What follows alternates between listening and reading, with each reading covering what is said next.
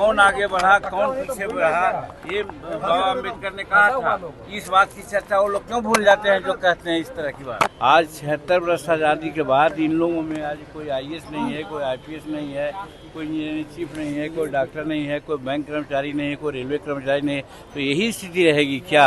Sir, SC/ST का जो फैसला आया है सुप्रीम कोर्ट का, कैबिनेट ने भी कल बैठक की है और कहा है कि कोई क्रीमी लेयर यानी कि कोटे में कोटा नहीं हो सकता है।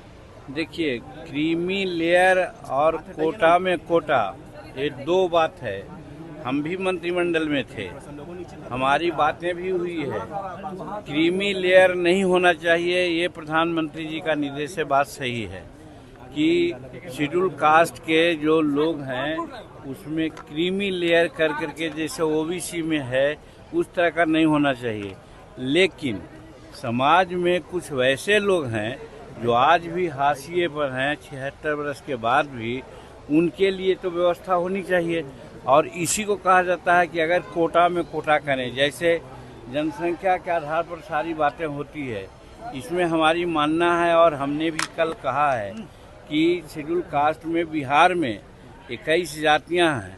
21 जाति में 4 जाति जिसको D4 कहते हैं, और आज देखा जाता है कि जज हो, कलेक्टर हो, इंजीनियर चीफ हो, इंजीनियर हो, बैंक हो, रेलवे में हो, सब में अगर रिप्रेजेंटेशन की बात कही जाएगी तो ये जो 4 जातियां हैं जिसको D4 कहते हैं, विकसित 4 कहते हैं, वही 90% भाग लिए हुए हैं।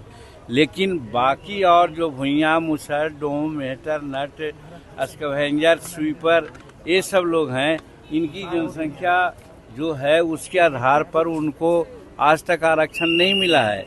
इसीलिए हम लोगों की मांग यही है, और कल हमने कैबिनेट में कहा भी है कि इनके लिए अलग व्यवस्था होनी चाहिए। आज 76 वर्ष आज़ादी के बाद इन लोगों में आज कोई IAS नहीं है, कोई IPS नहीं है, कोई इंजीनियरिंग चीफ नहीं है, कोई डॉक्टर नहीं है, कोई बैंक कर्मचारी नहीं है, कोई रेलवे कर्मचारी नहीं है, तो यही स्थिति रहेगी क्या? इसलिए क्रीमी लेयर की बात न कीजिए, लेकिन जिसकी जितनी जनसंख्या है उसके आधार पर उनको आरक्षण मिलना चाहिए। सर, चिराग पासवान का कहना है कि जीतन राम मांझी मंदिर गए थे तो धुलवा दिया गया था, भुला गए क्या? देखिए, इसमें दो बात कहाँ है, ये सामाजिक बात है। सामाजिक आधार पर आरक्षण मिलता है, लेकिन एक दूसरी बात ये है कि बाबा भीमराव अम्बेडकर ने कहा था कि साहब हर 10 वर्ष पर समीक्षा होनी चाहिए। ये बात क्यों नहीं करते हैं दूसरे लोग? आज 76 वर्ष हो गया, 5 बार 7 बार समीक्षा होनी चाहिए थी, पुनर्विचार नहीं, समीक्षा होनी चाहिए। कौन आगे बढ़ा कौन पीछे बढ़ा, ये बाबा अम्बेडकर ने कहा था। इस बात की चर्चा वो लोग क्यों भूल जाते हैं जो कहते हैं इस तरह की बात।